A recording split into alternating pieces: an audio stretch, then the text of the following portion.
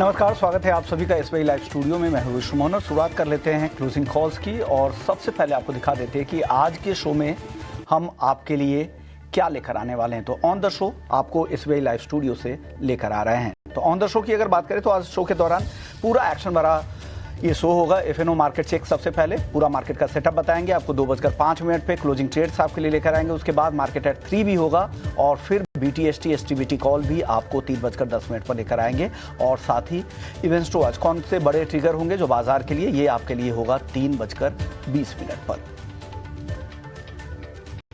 चलिए अब बाजार की बड़ी बातें देख लेते हैं कि बाजार की चाल किस तरह की दिख रही है। तो आज उतार चढ़ाव काफ़ी ज़्यादा है। हमने देखा था 1 बजे के आसपास निफ्टी हरे निशान में भी लौटा था और फिर 1 घंटे के बाद ही फिर से वापस से 60 अंकों की गिरावट दिख रही। तो एक बहुत बड़ा दायरा नहीं है, दायरा 100 अंकों का ही है, लेकिन उतार चढ़ाव लगातार जारी है। 25,540 के नीचे निफ्टी ट्रेड कर रहा है।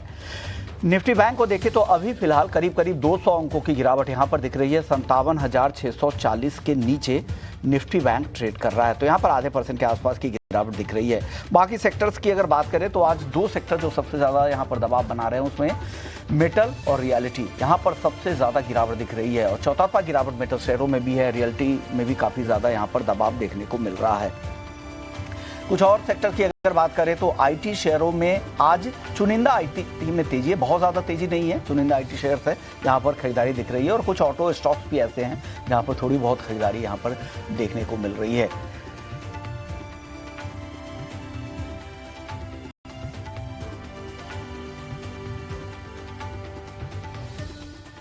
चलिए, तो बाजार की बड़ी बातें हुई, लेकिन बाजार में कौन से स्टॉक्स है जो बज़ कर रहे हैं आज, और साथ ही मार्केट का सेटअप कैसा दिख रहा है, ये समझने के लिए चलते हैं अपने सहयोगी अभिषेक के पास। और अभिषेक, आपके पास आ रहा हूं, उससे पहले एक बिग बजर्स देख लेते हैं कि आज के बजर्स कौन से हैं, कहां पर एक्शन दिख रहा है, फिर मार्केट का सेटअप भी आपसे समझेंगे। आज अगर बजर्स देखें तो हिंडाल्को से शुरुआत करेंगे। शुरुआती कारोबार से ही काफ़ी कमज़ोर है हिंडाल्को, और हिंदुस्तान जिंक भी, पूरा मेटल्स पैक ही कमजोर है। हिंदुस्तान जिंक में 1.5% के आसपास की गिरावट है। हालांकि इस जगह पे हिंडाल्को होना चाहिए था, हिंदुस्तान जिंक नहीं, क्योंकि कंपनी के सब्सिडियरी नोवेलिस के नतीजों के बाद ये दबाव देखने को मिल रहा है। और शुरुआती कारोबार में भी हमने देखा था 7% से ज़्यादा की गिरावट थी। और मेटल इंडेक्स में सबसे ज़्यादा दबाव इसी स्टॉक पर देखने को मिल रहा है, वो है हिंडाल्को। सितंबर तिमाही के नतीजे निराशाजनक थे और जो आय और ईबिटा दोनों फ्रंट में यहाँ पर जो उम्मीद थी उससे कमज़ोर नतीजे थे। और साथ ही वहाँ पर जो डैमेज हुआ है यूएस के प्लांट पर, उसको लेकर भी चिंता है, जो वो भी चल ही रहा है, उसकी भी भरपाई कंपनी को करनी है। उसका दबाव यहाँ पर हिंडाल्को पर भी दिख रहा है, क्योंकि कंपनी की नोवेलिस की आय में हिंडाल्को का 60% और ईबिटा में 56% का हिस्सा है। और यही वजह है कि ये यहाँ पर एक डैम्पनर साबित हो रहा है हिंडाल्को के लिए भी। अगला स्टॉक जो बजट की लिस्ट में है वो है ओला इलेक्ट्रिक। कंसोलिडेटेड घाटा अगर देखें तो कमी ज़रूर आई है, लेकिन वो ऐसा नहीं है कि कुछ बहुत फ़ायदा यहाँ पर दे दे। पिछले तिमाही में हमने देखा था, पिछले साल की इसी दूसरी तिमाही में 495 करोड़ का घाटा था, जो अब घटकर 418 करोड़, यानी बहुत ज़्यादा बदलाव नहीं है। अभी भी बहुत सारी चिंताएं हैं ओला इलेक्ट्रिक को लेकर, जिस तरह के सर्विसेज को लेकर यहाँ पर चिंताएं हैं, उसका दबाव यहाँ पर ओला इलेक्ट्रिक में देखने को मिल रहा है। एक और स्टॉक है M&M, जिसने आरबीएल बैंक में अपनी पूरी हिस्सेदारी बेच दी है। अब एंट्री कर रहा है एनवीडी एमिरेट, जो अब ओपन ऑफर भी लेकर आने वाले हैं। और उससे पहले देखिए, कहा जा रहा है कि 280 का ओपन ऑफर वो लेकर आने वाले हैं। वहाँ पे कौन टेंडर करते हैं ये देखना होगा। लेकिन M&M अपनी पूरी हिस्सेदारी ब्लॉक डील के जरिए इन्होंने बेच दी है। और आज के सत्र में M&M में करीब 1.5% की तेजी दिख रही है। एक और स्टॉक है ल्यूपिन, जहां यूएसएफडीए से कंपनी के पीथमपुर प्लांट को लेकर यहां पर क्लीन चिट मिली है, ये EIR मिला है ल्यूपिन को, और स्टॉक में 2% की गिरावट दिखी है। तो ये खबर ल्यूपिन को लेकर। एक और स्टॉक है जहां पर आज नतीजों की वजह से यहां पर सपोर्ट मिल रहा है, एस्ट्रल और पेटीएम। ये दोनों स्टॉक है जहां पर नतीजों के दम पर इन दोनों ही शेयरों को सपोर्ट मिल रहा है। एक बार स्क्रीन पर आपको दिखाएंगे एस्ट्रल का भी स्टॉक और पेटीएम का भी, जहां पर मजबूत नतीजों के बाद से इन दोनों स्टॉक्स पर तेजी लौटकर आई है। एक स्टॉक है एशियन पेंट्स का।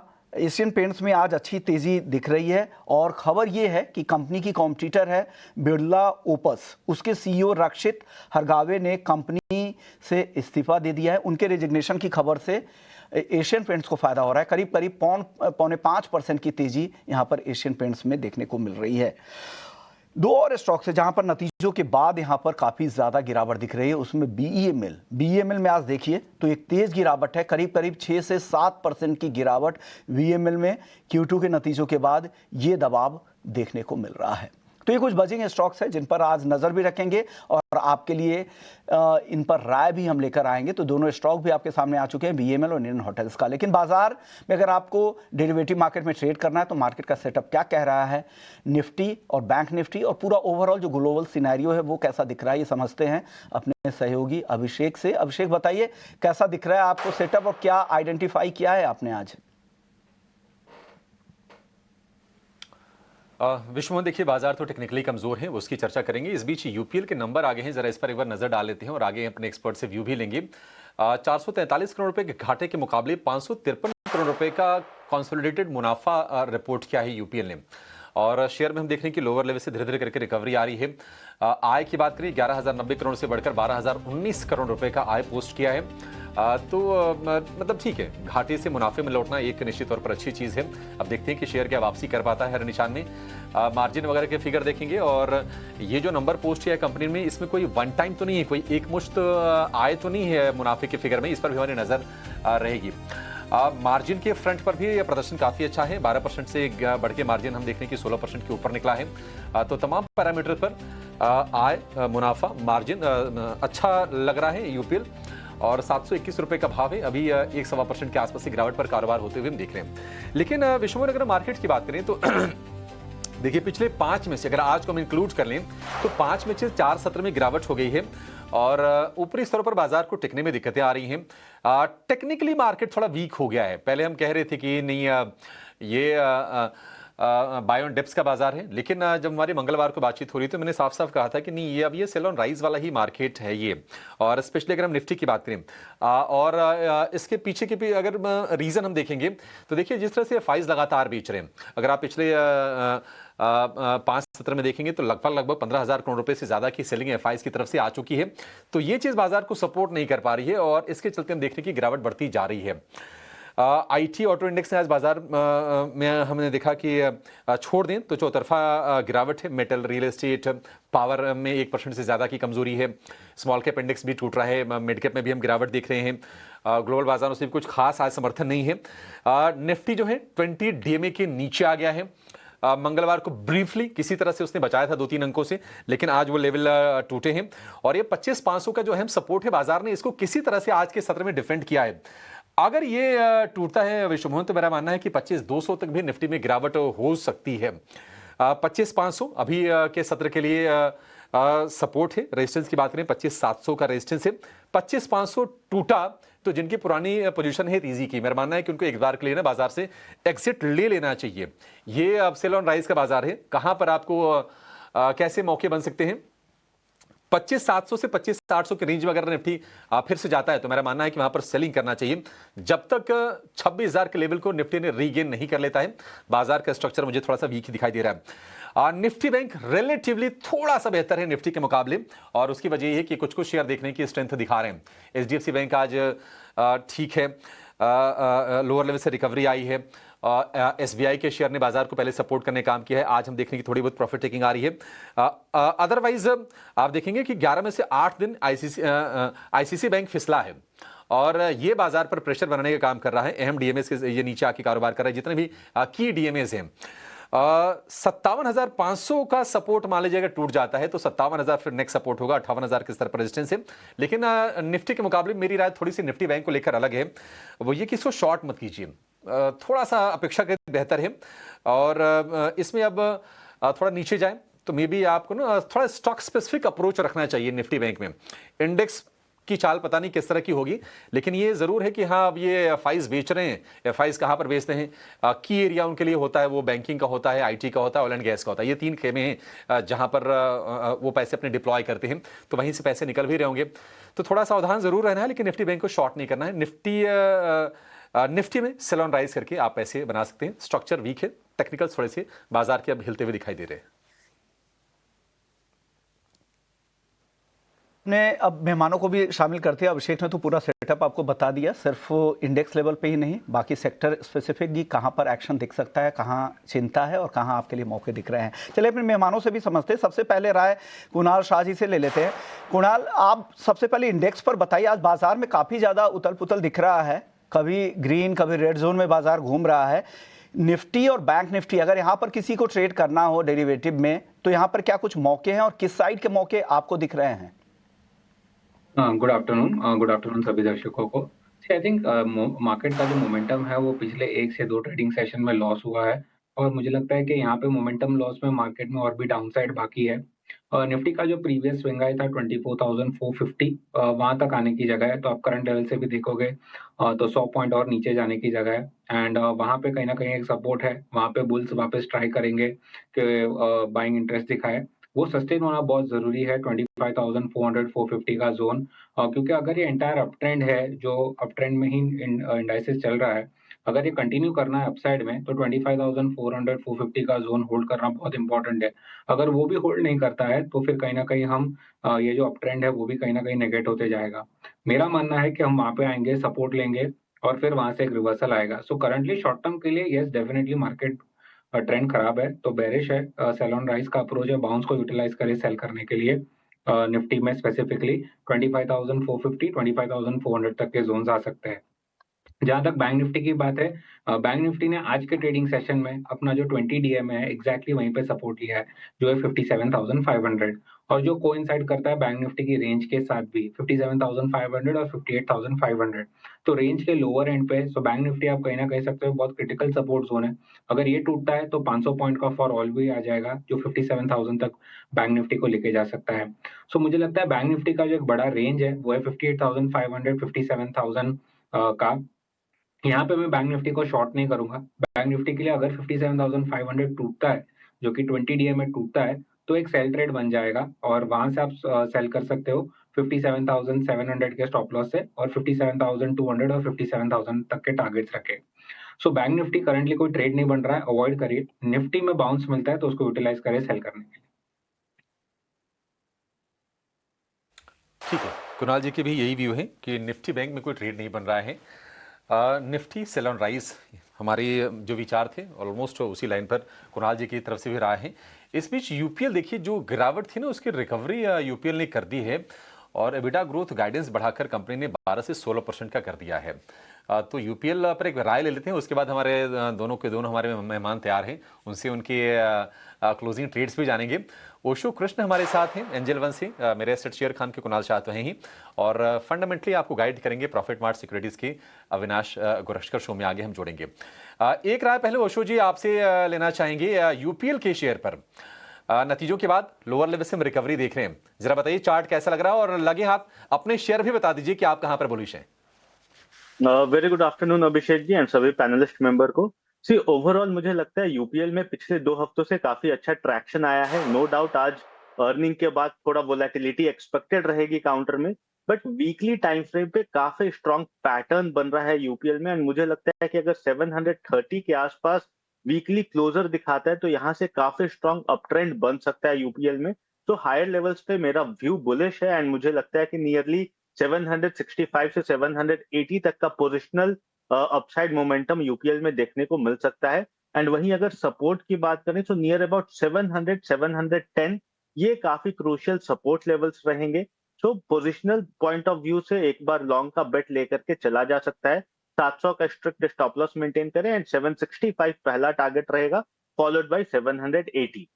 और जो मेरे पोजिशनल बेट्स हैं जो शॉर्ट टर्म के लिए हैं, सबसे पहला मुझे लगता है कि मार्केट में एक अच्छा करेक्शन देखने को मिला है। अपने हाई से निफ्टी नियरली 600 पॉइंट करेक्ट हुआ है एंड डाउनसाइड भी मुझे लगता है कि यहाँ से 100 पॉइंट का और डाउनसाइड निफ्टी में देखने को मिल सकता है। सो ब्रॉडर व्यू मार्केट के लिए शॉर्ट टर्म में थोड़ा नेगेटिव है, बट मुझे लगते हैं बहुत सारे काउंटर्स में एक बाइंग की अपॉर्चुनिटी देखने को मिल रही है। सबसे पहला बाय का व्यू है डाबर पर। डाबर पे अगर हम देखें तो काफी स्ट्रॉन्ग टेक्निकल सेटअप है, एक अच्छा स्ट्रक्चरल ब्रेकआउट आया है एंड डेरिवेटिव डेटा पे भी एक अच्छा लॉन्ग बिल्डअप बनते हुए दिखाई दे रहा है। तो डाबर पे लॉन्ग करने की सलाह है करंट लेवल्स पे। 508 का स्टॉप लॉस मेंटेन करना है एंड नियरली 540 तक के टारगेट्स हमें 1 से 2 दिनों में देखने को मिल सकते हैं।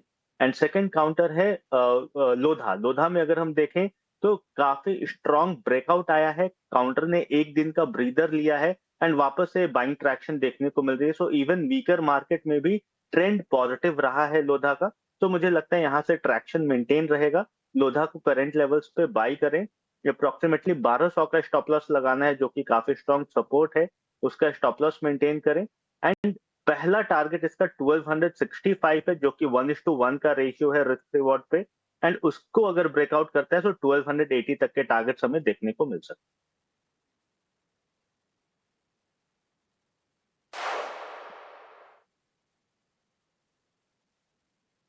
ये तो हो गई ओशो जी की कॉल्स। डाबर 540 के टारगेट, 508 के स्टॉप लॉस, थोड़ा सा पोजिशनल है, ये थोड़ा समय देना पड़ेगा आपको, ये ध्यान रखिएगा। और लोढ़ा पर भी उनकी बाइक रिकमेंडेशन है। कुणाल जी, आप क्या रिकमेंड कर रहे हैं, क्या खरीदना है? आई थिंक दो कॉल्स रहेंगे, एक बाई साइड रहेगा, एक सेल साइड रहेगा। पहले मैं बाई साइड डिस्कस करूंगा। जो स्टॉक मेरे रडार में आया है वो है अशोक लेलैंड। अशोक लेलैंड ऑलरेडी स्ट्रक्चर काफी पॉजिटिव है, एक हार्ट ऑफ हाई बॉटम बना रहा है। इनफैक्ट आज के वीक मार्केट्स में भी हमने थोड़ी बहुत शॉर्ट कवरिंग मूव्स देखी है इंट्राडे में, और मुझे लगता है कि यहाँ से अपसाइड और भी ओपन हो जाएगी। स्टॉक अपने 20 डीएमए पे भी सपोर्ट ले रहा है जो कि 138 के आसपास है। सो यहाँ पे बाइक की सलाह है, 138 का स्टॉप लॉस रखना है। अपसाइड पे 147 से लेके 151 तक के टारगेट्स रहेंगे अशोक लेलैंड के लिए। तो अशोक लेलैंड मेरा काउंटर रहेगा बाई साइड के ऊपर। जो सेल साइड पे मुझे काउंटर लग रहा है वो है PGEL। यहाँ पे कंसोलिडेशन का फेज चल रहा था, वो कंसोलिडेशन नीचे के तरफ टूटा है। आज हमने एग्जैक्टली 20 डीएमए पे भी रिजेक्शन देखा है। मुझे लगता है यहाँ पे डाउनसाइड और ओपन हो जाती है, सो यहाँ पे सेल की सलाह रहेगी।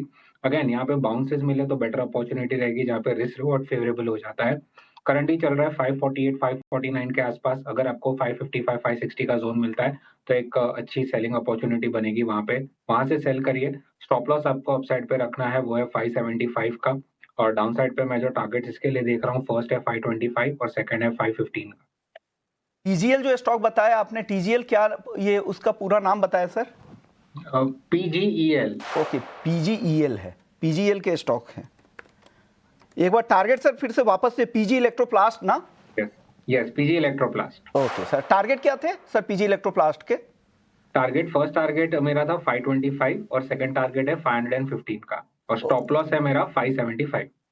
575 के स्टॉप लॉस के साथ पीजी इलेक्ट्रोप्लास्ट बेचना है आपको, 570 का स्टॉप लॉस लगा है, और दूसरा अशोक लेलैंड खरीदना है। चलिए, अभी हमारे साथ एनआईटी लर्निंग के क्यूटी नतीजे आ गए हैं, दूसरी तिमाही के नतीजे आ चुके हैं। उस पर बातचीत करने के लिए कंपनी के ईडी और सीईओ सपनेश लल्ला जुड़ गए हैं। बहुत बहुत शुक्रिया सर, आपने वक्त निकाला हमारे दर्शकों के लिए। सर, आपके जो रेवेन्यू है उसमें करीब करीब 20% के आसपास की ग्रोथ दिखी है, बट ईबिटा मार्जिन में कमजोरी देखने को मिल रही है। इसके पीछे की वजह क्या है, क्यों ये कंप्रेशन देखने को मिल रहा है, और आगे को लेकर क्या आउटलुक है सर? देखिए, हमने जो गाइडेंस दिया था उस गाइडेंस के अपर एंड पे परफॉर्मेंस रही है। ऑपरेटिंग परफॉर्मेंस स्ट्रेंथन हुई है, रेवेन्यू में काफी अच्छी ग्रोथ हुई है, एबिडा में भी ग्रोथ हुई है। प्रोडक्ट मिक्स चेंज की वजह से जो हमारी मार्जिन है वो थोड़ी कम रही है एक साल से पहले से, पर जो हमारी गाइडेंस बताई थी उस गाइडेंस के बरकरार हमारी परफॉर्मेंस रही है। जी सपनेश सर, बहुत शुक्रिया आपका समय देने के लिए। अभिषेक बोल रहा हूं। सर, एक चीज आपसे समझना चाहेंगे कि कौन सा वर्टिकल आपके लिए अच्छा कर रहा है? अगर मैं टेक्नोलॉजी, बीएफएसआई और हेल्थ केयर में से पूछूं अगर, तो कहां पर बेहतरी है और कहां पर थोड़ी सॉफ्टनेस आ रही है? अभी टेक्नोलॉजी में काफी बेहतर चल रहा है, हमें टेक्नोलॉजी में काफी ग्रोथ मिला है, नए कस्टमर्स मिले हैं जो रैंप अप कर रहे हैं, उसकी वजह से जो काफी YOY ग्रोथ है टेक्नोलॉजी कस्टमर्स के रैंप अप करने से है। बाकी कस्टमर्स में भी कंजम्पशन बढ़ रहा है। सॉफ्टनेस अभी इंडस्ट्रियल्स में है टैरिफ्स को लेके, पर टेक्नोलॉजी और टेलीकॉम में हमें अच्छा ग्रोथ मिल रहा है। ये टेलीकॉम, ये दोनों ऐसे सेगमेंट है जहां पर अच्छी ग्रोथ दिख रही है, लेकिन इंडस्ट्रियल्स में दबाव दिख रहा है क्योंकि टैरिफ की वजह से। लेकिन सर, अभी जो मार्जिन जो दिख रही है उसके पीछे क्या एमएसटीज का जो एक्विजिशन आपने किया था उसकी वजह से भी ये मार्जिन पर दबाव है, और क्या अंडरलाइंग जो ऑपरेशनल प्रेशर्स है वो किस तरह के, उस पर अगर कुछ आप हाईलाइट कर सकें? देखिए, जो एमएसटी एक्विजिशन किया उसकी वजह से जो इम्पैक्ट है वो टेक्निकल इम्पैक्ट है और वो प्रॉफिट आफ्टर टैक्स में नज़र आ रहा है। प्रॉफिट आफ्टर टैक्स में कुछ non operational transition related transitory charges हैं, कुछ और mark to market technical charges भी हैं जिसकी वजह से इम्पैक्ट लग रहा है। पर एमएसटी का ये छुट्टी का क्वार्टर होता है। जर्मनी में जहाँ पे एमएसटी बेस्ड है वहाँ पे ये क्वार्टर एंडिंग सितंबर छुट्टी का क्वार्टर होता है। और हमने एक्विजिशन कंप्लीट भी मिड जुलाई के आसपास करा। तो एमएसटी का इम्पैक्ट खास नहीं है नंबर्स में, उनका इम्पैक्ट अगले क्वार्टर से, अब क्वार्टर एंडिंग दिसंबर से नजर आएगा। सपनेश सर, एक आखिरी सवाल है। पूरी दुनिया में हम देख रहे हैं कि आर्टिफिशियल इंटेलिजेंस की चर्चा हो रही है और बहुत सी कंपनीज एआई को अडॉप्ट कर रही हैं ताकि कॉस्ट को ऑप्टिमाइज किया जा सके। आप जरा बताएंगे कि आप किस तरह से इस्तेमाल कर रहे हैं और किस तरह का इन्वेस्टमेंट आपने एआई के ऊपर किया है? देखिए, हम एंटरप्राइज वाइड इस्तेमाल कर रहे हैं। वाइड स्प्रेड अडॉप्शन है। तकरीबन 10% हमारा रेवेन्यू एआई एनेबल्ड है और ये परसेंटेज हमारे हिसाब से काफ़ी तेज़ी से बढ़ना चाहिए अगले 6 क्वार्टर्स में। हमारे कस्टमर्स काफ़ी एंथुजियास्टिक हैं एआई को यूज़ करने के लिए। काफ़ी एंटरप्राइज वाइड यूज़ केसेस अब हमारे पायलट्स से अब एंटरप्राइज वाइड यूज़ केसेस बन रहे हैं। तो ओवरऑल हम काफ़ी बुलिश हैं एआई के यूज़ पे। हमारा फोकस सिर्फ कॉस्ट रिडक्शन में नहीं है, हमारा फोकस काफ़ी है कि ट्रेनिंग की इफेक्टिवनेस कैसे बढ़ाई जाए। जो चीज़ें हमें ट्रेनिंग में करना बहुत मुश्किल होता था पहले, वो कैसे आसानी से कर सकें, जैसे कि अच्छी ट्रेनिंग स्केल पे हमारे कस्टमर्स के एम्प्लॉयज को मिल सके। ठीक है सपनेश सर, बहुत शुक्रिया समय देने के लिए और नतीजों के बाद आगे के आउटलुक पर, कंपनी के इनिशिएटिव्स पर जानकारी हमसे साझा करने के लिए। Thank you so much sir, अच्छा लगा आपसे बातचीत करके। अच्छा ठीक है, इस बीच वीएसटी टेलर्स के नंबर आ गए हैं और आय 283 करोड़ रुपए से बढ़कर 315 करोड़ रुपए आय बढ़ी है। एबिटा भी हमने थोड़ा बढ़ते हुए देखा है, करीब 38 करोड़ से बढ़कर 41 करोड़ रुपए के आसपास का फिगर रिपोर्ट किया है। लेकिन मार्जिन की बात करें तो मार्जिन में कमी आई है। वीएसटी टेलर के छोटे साइज की कंपनी है, 5000 करोड़ रुपए के आसपास का मार्केट कैप इसका होगा और हम देख रहे हैं कि जो ही नतीजा है त्यों ही शेयर में एक शार्प हमने लोअर लेवल देखे हैं वीएसटी टेलर्स में। टेलर बनाने वाली ये कंपनी है ये वीएसटी टेलर्स। एक राय आपसे ओशो जी चाहिए वीएसटी टेलर्स के शेयर पर, जिनके पास है स्टॉप लॉस कहां पे लगा के रखे वो? सी अगेन अभी तो काफी स्ट्रॉन्ग जर्क रिएक्शन है अर्निंग्स को लेकर के, बट मुझे लगता है टेक्निकल सेटअप अभी भी रोबस्ट है। हालांकि 5200 का काफी स्ट्रॉन्ग सपोर्ट है, तो 5200 का बिल्कुल स्टॉप लॉस मेंटेन करना चाहिए। टेक्निकली एक अच्छा ब्रेकआउट के ऊपर ही कंसोलिडेट कर रहा है, तो इन केस थोड़ा वोलेटाइल होने के बाद जब इसमें स्टेबिलिटी आती है उसके बाद एक बार के लिए नजरिया देखना चाहिए। बट स्ट्रॉन्ग लेवल से 5200 अगर उस जोन के नीचे ब्रेकडाउन करेगा उस तभी हमें थोड़ा सा कॉशन मेंटेन करना चाहिए, एल्स कोई भी अभी बेयरिश सिग्नल्स इस काउंटर में डेवलप होते हुए नहीं दिखाई दे रहे। ठीक है, वीएसटी टेलर को लेकर ये भी हो गया। इस बीच जे कुमार इंफ्रा जो कि इंफ्रास्ट्रक्चर कंपनी है, इसके भी नंबर आ गए हैं और नतीजे आने के बाद ये शेयर भी ऊपरी स्तरों से सॉफ्ट होता हुआ गेंस रह गए हैं, सिर्फ 1% के आसपास के। आय 1292 करोड़ से बढ़कर 1342 करोड़ रुपए की इन्होंने रिपोर्ट की है। देखते हैं कि प्रॉफिट के फिगर कैसे आते हैं और मार्जिन के नंबर वगैरह कैसे आते हैं। अब मुनाफा भी बढ़ा है लेकिन मार्जिनल बढ़त है वो 90.2 से बढ़कर 90.6 करोड़ रुपए, करीब करीब 40 लाख रुपए के आसपास इनका मुनाफा बढ़ा है। बाकी आंकड़े भी आएंगे, एक छोटे से ब्रेक लेंगे, ब्रेक के बाद इस पर भी चर्चा करेंगे और कुछ और एक्साइटिंग रिसर्च भी आपके लिए हम लेकर आएंगे, आप नहीं जाएगा नहीं।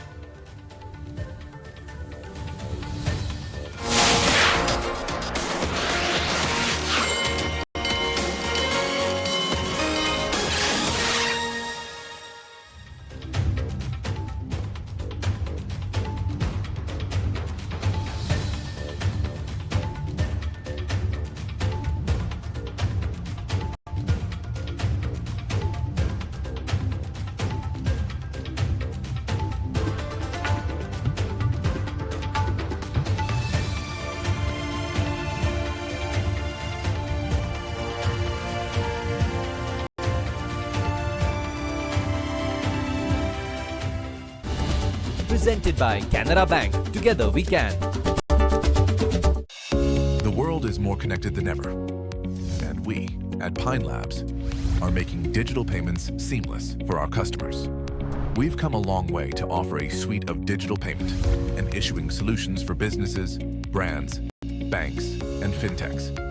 Expanding our partnership ecosystem through strategic moves and tech investments, we're pushing beyond our current markets, engineering simpler, smarter digital payment solutions for the globe. Bharat सरकार ने सभी देशवासियों के हित में टर्म लाइफ इंश्योरेंस से जीएसटी पूरी तरह से हटाकर जीरो कर दिया है। इससे टर्म लाइफ इंश्योरेंस काफी सस्ता हो गया है। पॉलिसी बाजार पर अब 1 करोड़ का टर्म लाइफ इंश्योरेंस सिर्फ 400 रुपए महीने से शुरू।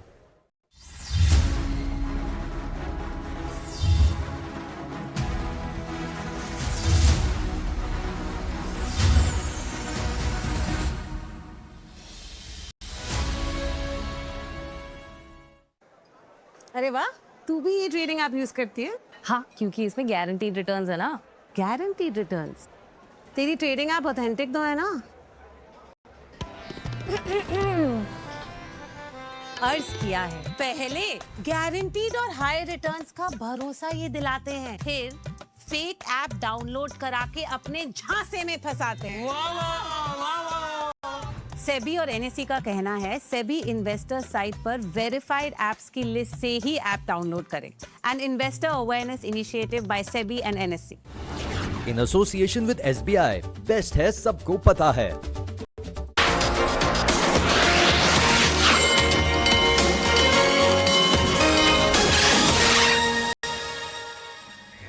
चलिए ब्रेक के बाद आपका स्वागत है और आप देख रहे हैं क्लोजिंग कॉल्स। और बाजार की चाल अब कुछ ज़्यादा बदलाव नहीं है। क्लोजिंग कॉल जब से हमने शुरू की है उतनी गिरावट निफ्टी में है, 60-65 अंकों की गिरावट दिख रही है। निफ्टी बैंक में हल्की गिरावट बढ़ी है, 200 अंकों से ज़्यादा की गिरावट यहाँ पे दिख रही है, 57,600। तो एक दायरा है, उस दायरे में ही उतार चढ़ाव जारी है निफ्टी और बैंक निफ्टी में भी। लेकिन एक हमारे साथ सृष्टि भी हैं स्टूडियो में मौजूद। सृष्टि, सबसे पहले मेटल्स की बात करते हैं। मेटल्स आज ट्रैक आप कर रही, काफ़ी ज़्यादा गिरा हुआ है, आपको क्या लग रहा है क्यों मेटल गिरे हैं? हिंडाल्को की वजह तो पता है, लेकिन बाकी मेटल्स क्यों गिर रहे हैं? नहीं, देखिए दूसरी वजह विश्वमोहन जी, डॉलर इंडेक्स पे है। आप देखिए 100 के ऊपर जो है डॉलर इंडेक्स निकलता हुआ दिख रहा है। कहीं ना कहीं ग्लोबल अनसर्टेनिटी भी है और आप बेस मेटल्स को ज़्यादा मुझसे ट्रैक करते हैं कि किस तरीके के मूव्स वहाँ पर हैं। पर जी हाँ, स्टॉक स्पेसिफिक लिहाज से हिंडाल्को ने आज मूड तो बिगाड़ा है। देखिए ऐसे दिन जहाँ पर निफ्टी बैंक निफ्टी होल्ड करने की कोशिश कर रहा है, हिंडाल्को 6-7% का मूव मायने रखता है। और कहीं ना कहीं जो बाकी के एल्यूमिनियम रिलेटेड काउंटर्स हैं उनमें भी आज हम थोड़ा सा प्रेशर ज़रूर देख रहे हैं। तो विश्वमोहन जी, स्टॉक स्पेसिफिक एक्शन तो भरपूर है निफ्टी और निफ्टी बैंक में।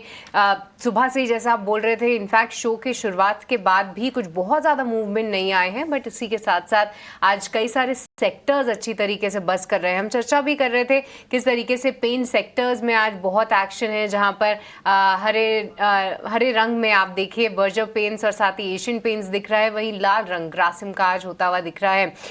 साथ ही साथ अब नतीजों के लिहाज से अपोलो हॉस्पिटल्स पे फोकस ज़रूर रहेगा, क्योंकि अपोलो हॉस्पिटल्स के भी नंबर्स कुछ ही समय में आएंगे और नतीजों से पहले थोड़ी सी हम वीकनेस ज़रूर देख रहे हैं। पर हमारे साथ तमाम मेहमान जो है वो मौजूद हैं और उनसे समझेंगे कि किस तरीके से वो देख रहे हैं। ओशो कृष्णन हमारे साथ लगातार जुड़े हुए हैं। ओशो, एक बार अपोलो हॉस्पिटल्स पे ही अपनी राय दीजिए। देखिए ठीक ठाक नतीजे आने की उम्मीद है, मार्जिन्स में भी कुछ बहुत ना ज़्यादा सुधार ना ज़्यादा गिरावट की उम्मीद लगा के चल रहे हैं हम। क्या रीडिंग रखते हैं आप चार्ट्स पे?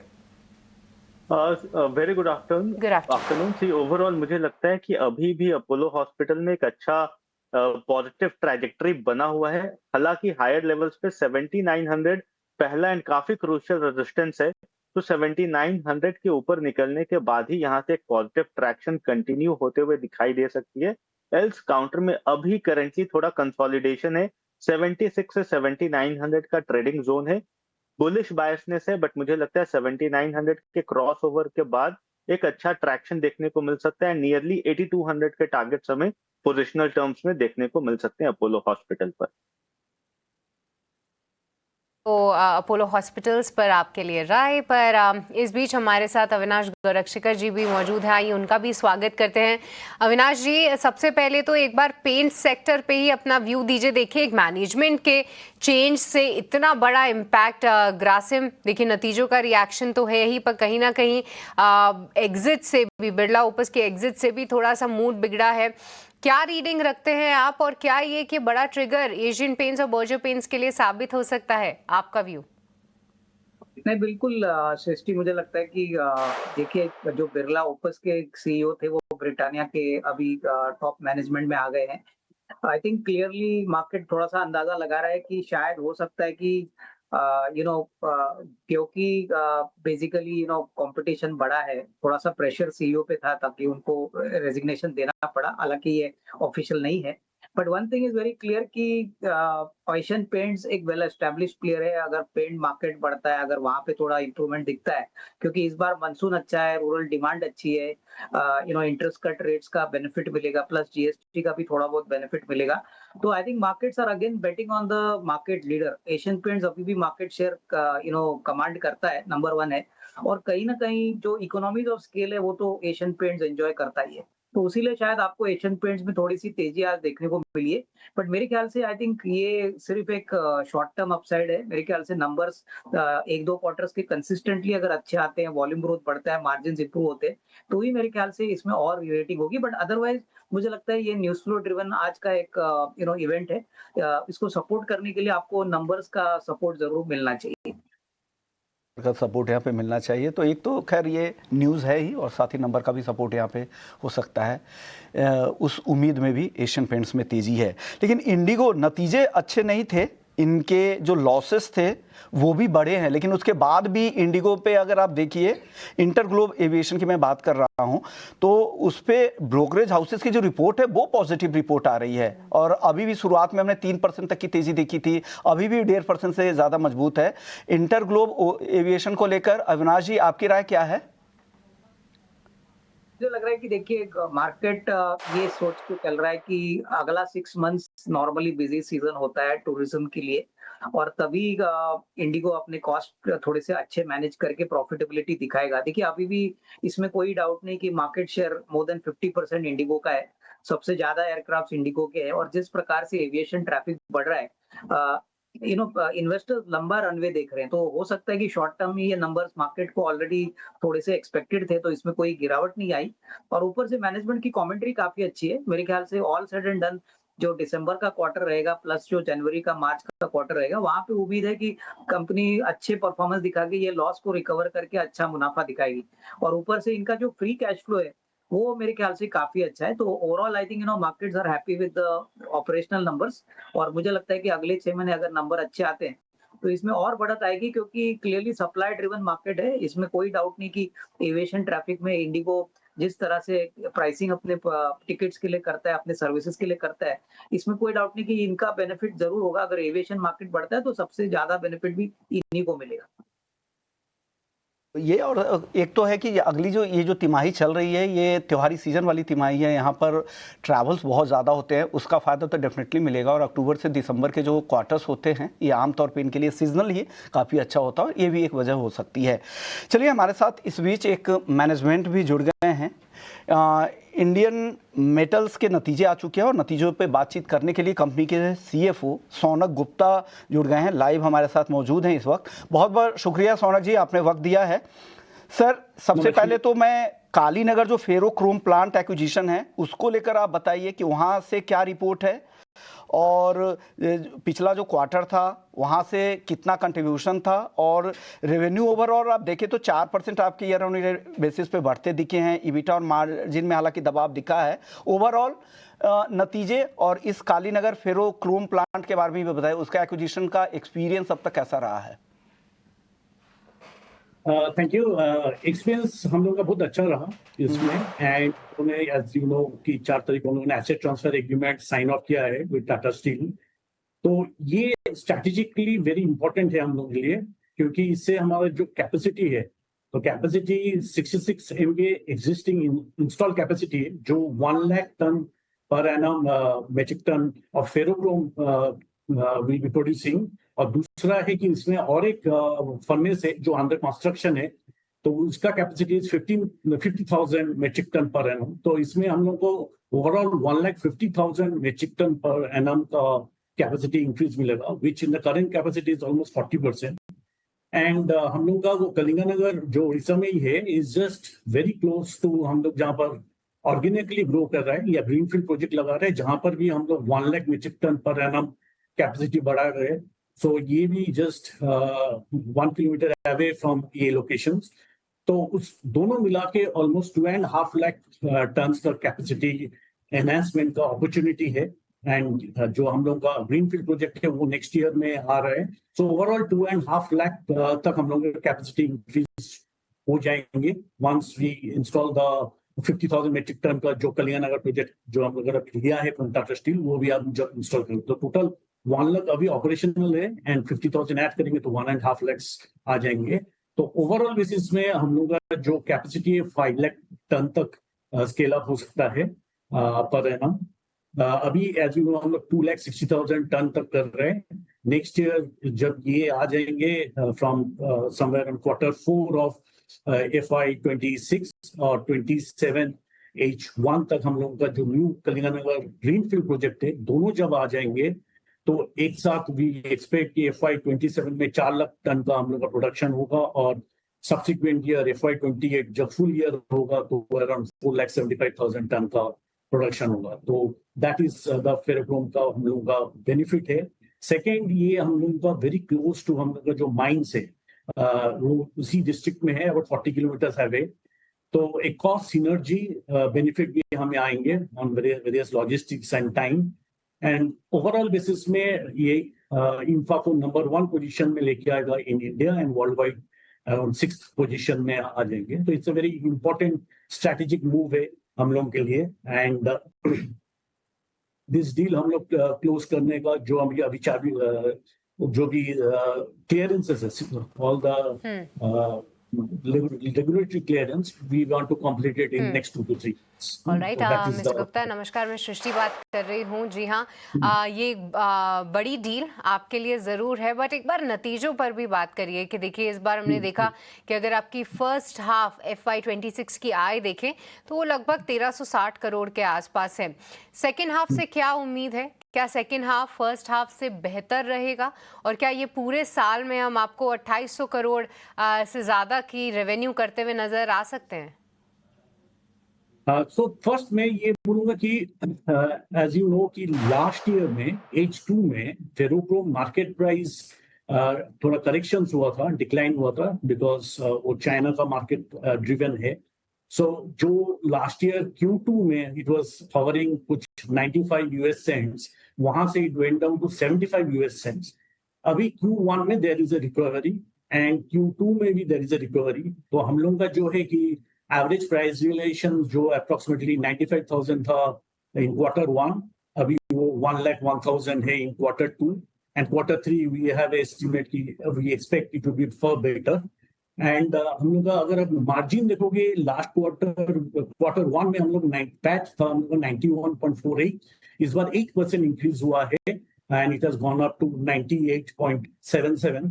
सो there is a increasing trend in the profitability. And Q3 का जो भी मार्केट प्राइस आउटलुक है, we are seeing a positive outlook on the market price. तो ये is definitely going to give us a positive upside. And on the other question on the capacity, on the total revenue, see in the current revenue of on the capacity of 2,60,000 जो हम लोग का है in our existing जो भी units है, that with acquisitions of the Kalinganagar जो हम लोग expect कर रहे हैं Q4 में, there will be some revenue we can generate out once the ownership gets transferred. So that will increase, हम लोग का वो वाला increase होगा। And कलिंगनगर का जो हम लोग का ग्रीनफील्ड प्रोजेक्ट है that is coming up in the first fund जून में और दूसरा फंड सितंबर 26। तो full year of next year हम लोग का जो कैपेसिटी वी आर एक्सपेक्टिंग कि इस साल का जो 2,60,000 या 2,80,000 तक हम लोग करेंगे उसको हम लोग 4 लाख तक लेके जाएंगे। ऑलराइट मिस्टर गुप्ता, इन सभी बिग प्लान्स के लिए आपको very all the best. And आज हमारे साथ जुड़ने के लिए बहुत बहुत शुक्रिया आपका। नतीजों पे चर्चा करने के लिए भी बहुत बहुत धन्यवाद। Thank you. तो चलिए इसी के साथ फिलहाल वक्त हो चला एक छोटे से ब्रेक का। आप कहीं मत जाइएगा, हम ब्रेक के बाद आपसे जल्द जुड़ेंगे और आपके लिए लेकर आएंगे ढेर सारी ट्रेडिंग कॉल्स।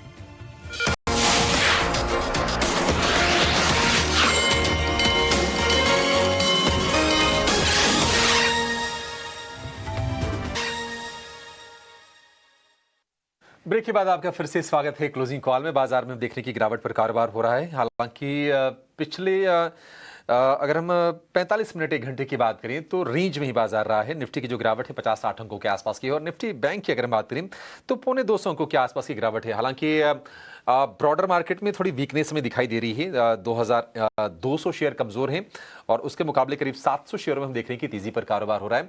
तो मार्केट की ब्रेथ काफी ज्यादा वीक दिखाई दे रही है। बाजार में गिरावट ज्यादा नहीं बढ़ी निफ्टी में। उसकी वजह यह भी है कि आज सपोर्ट रिलायंस अच्छा मेरा करीब 1.5% के आसपास की तेजी हमने रिलायंस में देखी और कुछ IT counter including Wipro, TCS ये बाजार को सपोर्ट करने काम कर रहे हैं। लेकिन आगे बढ़ने से पहले जान लेते हैं कि अभी आपके लिए कहां पर हैं ऑप्शंस में कमाई के मौके।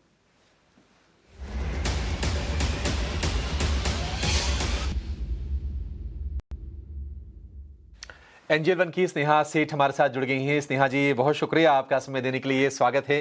बताइए कौन से स्टॉक पर आपकी नजर गई है और स्ट्रेटजी क्या होगी ऑप्शंस की? तो इंडिविजुअल काउंटर पे मुझे यूपीएल ये काउंटर काफी अच्छा लग रहा है। अगर आप देखें तो स्टॉक में काफी अच्छी अपमूव दी है। एक जो 200 डे सिंपल मूविंग एवरेज है वहां से काउंटर ने काफी अच्छी स्ट्रॉन्ग रिकवरी दिखाई है। दैट इज अराउंड 640-645 के रेंज के आसपास है। अब 740 के आसपास ट्रेड कर रहा है और अब सारे ही इंपॉर्टेंट मूविंग एवरेजेस से ऊपर चला गया है काउंटर। एक रेजिस्टेंस था अराउंड 735 लेकिन 738 के रेंज में, जो कि काउंटर ने अभी सरपास भी किया है। मेरा मानना है इसमें तेजी एक्सटेंड हो सकती है। तो आई वुड सजेस्ट कि यहाँ पे करंट लेवल्स पर जो 750 की जो कॉल है वो बाय करें। 13 से 14 रुपीज के रेंज में से बाय करना है। स्टॉप लॉस 11 का लगाएंगे और टारगेट जो है वो 19 तक के रहेंगे। As per the target and stop loss maximum risk involve है, दैट विल बी अराउंड 4000 और प्रॉफिट पोटेंशियल रहेगा 7000 तक।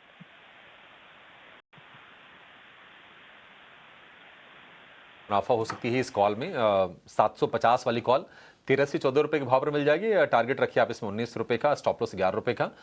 अधिकतम मुनाफा 7000 प्रति लॉट के हिसाब से, अधिकतम नुकसान जो होगा वो हो सकता है 4000 रुपए के आसपास का। 1.5% ऊपर अब ये शेयर कारोबार कर रहा है। शो की शुरुआत में ही इसके नतीजे आ गए थे, इस पर हम चर्चा कर भी रहे थे कि नंबर्स अच्छे हैं और ये शेयर हो सकता है कि रिबाउंड करे लोअर लेवल से, क्योंकि हर फ्रंट पर नंबर्स यूपीएल के अच्छे लगे और फिलहाल हम देख रहे हैं कि 742 रुपए के आसपास के भाव पर ये ट्रेड कर रहा है। 1.5% के आसपास की मजबूती, सारे लॉसेस को रिवर्स करके ये शेयर देखिए ऊपर आया है। मेजॉरिटी ऑफ द टाइम आज के सत्र का इसने लाल निशान में गुजारा है, लेकिन पिछले 15-20 मिनटों में माहौल काफी बेहतर हुआ है यूपीएल का और अब 2.25% ऊपर ये कारोबार कर रहा है। बहुत शुक्रिया स्नेहा जी आपका आज समय देने के लिए और ये बेहतरीन स्ट्रेटजी हमारे दर्शकों को बताने के लिए। लेकिन नतीजों की अगर हम बात करें तो कल हमारी नजर रहेगी हिंडाल्को के नंबर पर भी, लेकिन आज हम देख रहे हैं कि हिंडाल्को में गिरावट है करीब 5 से 5.5% के आसपास की। अगर आप इस साल देखेंगे तो हिंडाल्को का प्रदर्शन वैसे आपको अच्छा दिखाई देगा, क्योंकि बेंचमार्क के अगेंस्ट निफ्टी हो या फिर निफ्टी मेटल हो, दोनों को आउट परफॉर्म किया है हिंडाल्को ने। लेकिन नोवेलिस जिसमें हम देख रहे हैं कि रेवेन्यू का 60% उसी से आता है हिंडाल्को का, अब उसके नतीजे कमजोर आए तो ये शेयर गिरावट का शिकार हो गया। हमारे साथ अविनाश गोरक्षर जुड़ गए हैं प्रॉफिट मार्ट सिक्योरिटीज से। अविनाश जी बहुत शुक्रिया आपका। सर ये जो गिरावट है हिंडाल्को की, आपको लगता है कि ये और परसिस्ट करेगी? कितने कंसर्न्स आप देख रहे हैं और नतीजों से पहले राय क्या होगी आपके शेयर को लेकर? नहीं, मेरे ख्याल से देखिए गिरावट का कारण ये है कि नोवेलिस ने कहीं ना कहीं थोड़ा सा एक वीक कमेंट्री दिया है। तो मुझे लगता है कि यही कारण है कि स्टॉक में कंसोलिडेटेड नंबर जब आएगा तब अनुमान है कि थोड़ा सा डिप्रेस्ड रहना चाहिए। लेकिन मैं यही कहूंगा कि सेकंड हाफ में होपफुली अगर एल्यूमिनियम के प्राइसेस बढ़ते हैं ग्लोबली, थोड़ा सा यूएस चाइना और यूएस इंडिया की ट्रेड डील होती है, तो मेटल्स में तो ऑलरेडी हमने एक अच्छा अप ट्रेंड देखा है। आप अगर बाकी दूसरे मेटल कंपनीज की बात करें, जैसा वेदांता हो गया, टाटा स्टील हो गया, तो कहीं ना कहीं एल्यूमिनियम में भी थोड़ा सा प्राइस की फर्मनेस हो रही है और इसका फायदा जरूर हिंडाल्को को मिलेगा। हो सकता है एक आध क्वार्टर थोड़ा सा स्टॉक अंडर परफॉर्म करे, लेकिन जिस प्रकार का एक्सपांशन ये इंडिया में प्लान कर रहे हैं, इसका बेनिफिट भी उसको मिलेगा। तो मैं समझता हूँ कि कोई जल्दबाजी ना करे, जिनके शॉर्ट टर्म ट्रेड्स है वो ऑब्वियसली अपना स्टॉप लॉस रख के पोजीशंस एग्जिट करें, लेकिन जिनको थोड़ा सा पोजिशनल व्यू लेना है मेरे ख्याल से नंबर्स आने दीजिए, कमेंट्री आने दीजिए और उसके बाद मेरे ख्याल से एक फ्रेश रिव्यू मिलेगी। ठीक है, हिंडाल्को पर तो ये व्यू हो गया। एक और शेयर है जो कमजोर हो रहा है, वो है पावर ग्रिड का, क्योंकि पावर ग्रिड के भी जो नतीजे आए थे वो कमजोर आए थे और शेयर में आज जो गिरावट है, आज को अगर हम सम्मिलित कर लें तो लगातार 5वें सत्र में शेयर कमजोर हो रहा है और लगभग मार्च के निचले स्तर पर शेयर फिसलता हुआ दिख रहा है। 270 रुपए का भाव है, डे लो पर फिलहाल ट्रेड कर रहा है। पावर ग्रिड, अविनाश जी, थोड़ा मानसून का भी असर रहा होगा नतीजों में कि नंबर थोड़े वीक आ गए हैं, आपने कैसे रीड किया है? और पावर ग्रिड वैसे तो थोड़ा सेफ स्टॉक है, डिविडेंड भी देती है कंपनी, क्या यहां से गिरावट आप और बढ़ते हुए देख रहे हैं या फिर जिसको बाइंग करनी हो पोजिशनल बेसिस पर थोड़ा समय कोई अगर दे सकता हो तो ये लेवल ठीक है या फिर और सस्ता मिल जाएगा ये? तो देखिए, एक क्वार्टर से कंपनी का बिजनेस में कोई बड़ा बदलाव आता नहीं है। एक क्वार्टर थोड़ा सा खराब जरूर है क्योंकि नंबर्स अनुमान से काफी कम आ गए हैं, लेकिन मेरा मानना है कि देखिए ऐसे कंपनीज में आपको एक क्वार्टर या 2 क्वार्टर के नहीं बट थोड़ा सा लंबा रनवे देख के काम करना है, क्योंकि ये एश्योर्ड बिजनेस है और इसमें कोई डाउट नहीं कि लॉन्ग टर्म में रनवे बहुत बड़ा है। तो मैं कहूंगा कि अगर थोड़ी सी कमजोरी होती है तो उसमें ऐड करने की गुंजाइश है। मुझे नहीं लगता है कि इसमें कोई बड़ी खराबी हो सकती है। करंटली ये क्वार्टर का ही नंबर देख के अगर हम अनुमान लगाए कि पूरा साल ही खराब होगा तो वो शायद गलत बात रहेगी। तो मेरे ख्याल से सेकंड हाफ होपफुली अच्छा होना चाहिए और यहाँ से थोड़ा बाउंस बैक जरूर होगा। तो कहीं ना कहीं यहाँ पे होल्ड करने की राय रहेगी, यहाँ पे बिकवाली ना करें। ठीक है, बिकवाली नहीं करने की सलाह है, आप होल्ड कर सकते हैं पावर ग्रिड के शेयर में। नतीजों के दरअसल देखिए लिस्ट लंबी है और उन शेयरों पर बातचीत हमें करनी भी चाहिए ताकि अगर आपके पास शेयर हो तो आपको अंदाजा लग जाए कि करना क्या है, नहीं है अगर अपॉर्चुनिटी बन रही है तो उसकी भी बातचीत हो जाएगी। एक और शेयर जिसमें हम देख रहे हैं कि नतीजों के बाद थोड़ी निराशा हावी हो रही है, वो है ब्लू स्टार का। अभी बहुत पुरानी बात नहीं है, हम 2000 रुपए के ऊपर के लेवल देख रहे थे और ब्लू स्टार का शेयर गिर के 1800 रुपए के आसपास आ गया है और उसकी वजह यह है कि रेवेन्यू ग्रोथ का गाइडेंस मैनेजमेंट ने कट किया है FY26 के लिए और इसके चलते अब देखिए दिन के निचले स्तर पर शेयर दिखाई दे रहा है। और ब्लू स्टार के साथ साथ हम देख रहे हैं कि अब इसने अपना गाइडेंस कट किया, इंडस्ट्री को लेकर थोड़ा सा उन्होंने आशंका जाहिर की, हालांकि ये भी कहा कि हम पीयर्स के मुकाबले बेहतर प्रदर्शन करेंगे। आप नोटिस करेंगे कि वोल्टास के शेयर में भी करीब 4% के आसपास की गिरावट आ गई है। अविनाश जी, हम कुछ दिनों पहले चर्चा कर भी रहे थे कि सर्दियों की शुरुआत हो रही है और ये एसी वाले जो शेयर हैं ये गर्मी दिखा रहे हैं, लेकिन अचानक से थोड़ा सा माहौल खराब होता हुआ दिख रहा है। आप कैसे देख रहे हैं ये कूलिंग स्टॉक्स को? मौका है या फिर रिस्क बढ़ रहा है इन स्टॉक्स में? नहीं, मेरे ख्याल से थोड़ा सा इंतजार करें क्योंकि देखिए इस बार इस सीजन में थोड़ा सा वेदर रिलेटेड थोड़ा इशू हो गया था। मुझे लगता है कि वेदर खराब होने के कारण इनके वॉल्यूम्स थोड़े से इंक्रीज नहीं हो चुके हैं और नॉर्मली अक्टूबर टू मार्च में हमको लगता है कि जो फर्स्ट हाफ होता है अप्रैल टू सितंबर ये गर्मियों का सीजन होता है, तो यहाँ पे ज्यादा से ज्यादा बारिश के पहले आपके एसीज बिकते हैं। तो मुझे लगता है कि कहीं ना कहीं सेकंड हाफ में कोई बड़ा वॉल्यूम ग्रोथ आएगा नहीं, इसीलिए शायद टिपिकली कंपनीज ने अभी गाइडेंस भी कम किया है। मेरे ख्याल से यहाँ पे जिनके पास है वो होल्ड करे बट फ्रेश खरीदारी ना करे, क्योंकि हो सकता है कि अक्टूबर टू दिसंबर का क्वार्टर भी थोड़ा सा नरम ही आएगा और इस कारण से आपको थोड़ा सा एक बिकवाली का माहौल आज दिख रहा है। तो ये डेफिनेटली फ्रेश बाइंग जोन नहीं है, इसमें थोड़ा सा इंतजार करें, हो सकता है आपको निचले लेवल पे ये स्टॉक्स और थोड़े टाइम के बाद मिले। इससे पहले भी हमारे एक्सपर्ट्स ने यहाँ पे कंज्यूमर ड्यूरेबल में एक सेल कॉल भी दी थी पीजी टेक्नोप्लास्ट के, और साथ ही यहाँ पे ब्लू स्टार के मैनेजमेंट ने तो ये तक कहा है कि जीएसटी का राहत के बावजूद उनकी जो एसी रूम एसी बिक्री है वो उस तरह की नहीं हुई जो उम्मीद की जा रही थी, वो काफ़ी कमज़ोर बिक्री रही थी और कहा जो उनके पास जो इन्वेंट्री है इसे ख़त्म करना है 65 दिनों में, क्योंकि नया एनर्जी नॉर्म्स भी आने वाला है, उससे पहले इसके इन्वेंट्री को ख़त्म करना ज़रूरी है। और यही वजह है कि आप ब्लू स्टार में तो गिरावट देख ही रहे हैं, बाकी कंज्यूमर ड्यूरेबल स्टॉक्स पर भी इसका इफेक्ट देख रहे हैं। नहीं, चलिए CCL प्रोडक्ट्स के भी दूसरी तिमाही के नतीजे आ चुके हैं। नतीजों पर बातचीत करने के लिए कंपनी के CEO प्रवीण जयपुरियार हमारे साथ मौजूद हैं। बहुत बहुत शुक्रिया सर, आपने वक्त निकाला है। सबसे पहले मैं शुरुआत करूंगा कि आपके नंबर काफ़ी अच्छे रहे हैं, रेवेन्यू करीब करीब 13 तिमाही के ऊंचाई पर है, इविटा भी आप देखिए तो 23 तिमाही के हाई पर है। इस तरह के स्टेलर परफॉर्मेंस के पीछे क्या वजह रही, इस तरह के ग्रोथ के ड्राइवर क्या थे सर? कई कारण हैं अच्छी परफॉर्मेंस के। सबसे पहले जो रेवेन्यू नंबर है वो तो काफी ऊपर आपको दिख रहा है, क्योंकि ग्रीन कॉफी प्राइसेस जो हैं वो बहुत हाई पे हैं और हम कॉस्ट प्लस मॉडल पे काम करते हैं। तो एक प्राइस जब इंक्रीज होती है ग्रीन कॉफी की तो वो एक हमें स्वाभाविक फायदा मिल जाता है। बट उसके बावजूद जो है हमारी वॉल्यूम ग्रोथ भी काफी अच्छी रही है, 20% के आसपास या उससे थोड़ी ऊपर ही रही। और इस वॉल्यूम ग्रोथ के कारण जो है हमारी जो एबिटा ग्रोथ है वो भी काफी अच्छी रही। और इसके अलावा कुछ एक हमारे प्रोडक्ट मिक्स में, जैसे कि फ्रीज ड्राइड प्लांट जो है हमारा वियतनाम का, वो शुरू हुआ इस क्वार्टर में, जो कि पिछली साल इस क्वार्टर में नहीं था। तो उसमें हमें ज्यादा मार्जिन मिलता है फ्रीज ड्राइड में। और स्मॉल पैक्स जो है हमारे, जहां हमें ज्यादा मार्जिन रियलाइजेशन होता है, वो भी थोड़ी बिक्री ज्यादा रही। तो एक तरह से 2-3 कारण रहे, वॉल्यूम ग्रोथ अच्छी थी और प्रोडक्ट मिक्स जो है वो अच्छा था। इस कारण से प्रॉफिट ग्रोथ भी अच्छा आया हमें। नमस्कार, मैं सृष्टि बात कर रही हूँ। बट एक बार डिमांड के बारे में भी व्यू बताइए कि ऑन ग्राउंड किस तरीके से डिमांड पैन आउट हो रही है, खास तौर से की ज्योग्राफीज में, और आगे चल के वॉल्यूम ग्रोथ गाइडेंस क्या रहेगा FY 26-27 के लिए। तो जहां तक कंजम्पशन की बात है, वो एक अच्छी बात यह है कि कंजम्पशन जो है वो बना हुआ है। और डिमांड जो हम ऑन ग्राउंड देख रहे हैं, वहां पे कॉफी प्राइसेस के ऊपर जाने के बावजूद डिमांड में हमने कोई कमी नहीं देखी है। और ये चारों तरफ, चाहे वो अमेरिकन मार्केट हो या यूरोपियन मार्केट हो, जो ज्यादा कॉफी की बड़ी मार्केट्स हैं, यहाँ पे हमें ज्यादा डिमांड में कोई फर्क दिखा नहीं है।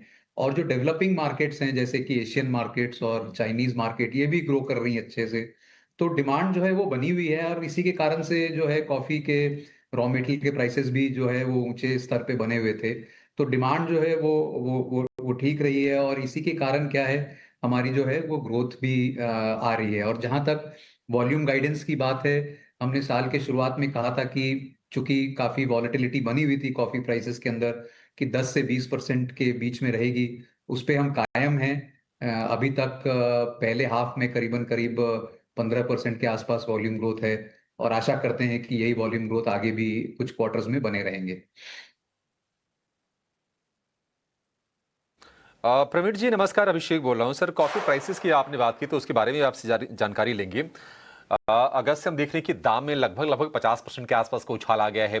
थोड़े सप्लाई को लेकर कंस्ट्रेंट्स हैं, थोड़ा टैरिफ का असर भी है, और प्राइसेस लगातार एलिवेटेड हैं। ये कहां पर जाते हुए आप देख रहे हैं कीमतों को? क्या ये कीमतें और बढ़ेंगी कॉफी की, या फिर आगे गिरावट आएगी? और ये भी बताइए कि मार्जिन पर कितना हम इम्पैक्ट देखेंगे?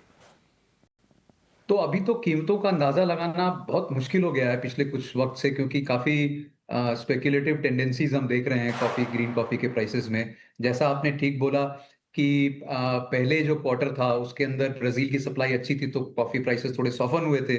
फिर क्वार्टर 2 में जाके फिर से ये ऊंचे स्तर पे चले गए। तो अब काफी कुछ निर्भर करेगा वियतनाम के क्रॉप पे, जो नवंबर दिसंबर में आते हैं। तो वहां पे हमें देखना पड़ेगा किस तरह का जो है फ्लो है वहां पे क्रॉप का। अगर फ्लो अच्छा रहता है तो आशा करते हैं कि प्राइसेस सॉफन होंगी। बट कुछ हमें कन्फ्लिक्टिंग व्यूज मिल रहे हैं, कुछ ऐसे व्यूज भी आ रहे हैं कि कुछ एक रीजन में वहां पे बाढ़ जैसी स्थिति थी, तो शायद जो है क्रॉप फ्लो इफेक्टेड हो। तो देखते हैं, अभी कह पाना बहुत मुश्किल है कि किस स्तर पे ये सेटल करेंगी। जहां तक हमारे मार्जिन की बात है, चूंकि हम कॉस्ट प्लस मॉडल पे काम करते हैं, हमारे मार्जिन पे बहुत ज्यादा फर्क नहीं पड़ता कॉफी के प्राइसेस ऊपर या नीचे होने से, क्योंकि हम कॉस्ट प्लस पे काम करते हैं और हम कोशिश करते हैं कि हमारी मार्जिन जो है वो इंटैक्ट रहे।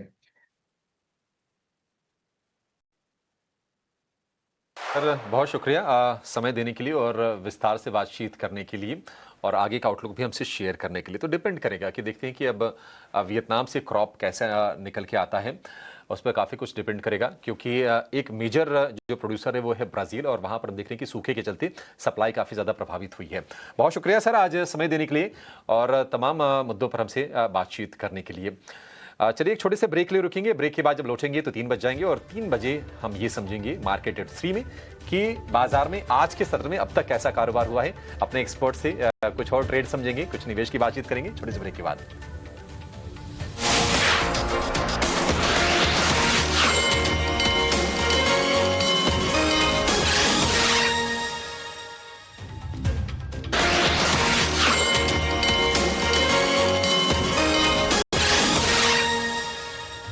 ब्रेक के बाद आपका स्वागत है और आप देख रहे हैं क्लोजिंग कॉल्स। बाजार देखिए तो बाजार दायरे में ही कह सकते हैं हल्की गिरावट निफ्टी में दिख रही है।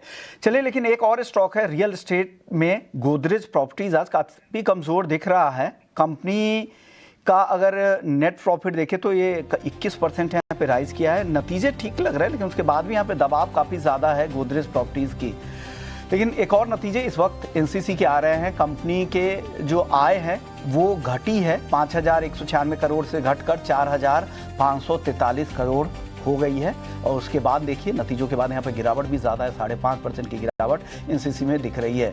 तो नतीजे प्राइमा फेसी कमज़ोर ही दिख रहे हैं। यहाँ पर कंसोलिडेटेड आय तो काफ़ी कमज़ोर हुए ही हैं, और साथ ही अगर मुनाफे के अगर आप नंबर देखेंगे एनसीसी के दूसरी तिमाही के, तो वो भी यहाँ पर कमज़ोर ही दिख रहे हैं। और उसके बाद करीब 6% की गिरावट इस स्टॉक पर दिख रही है।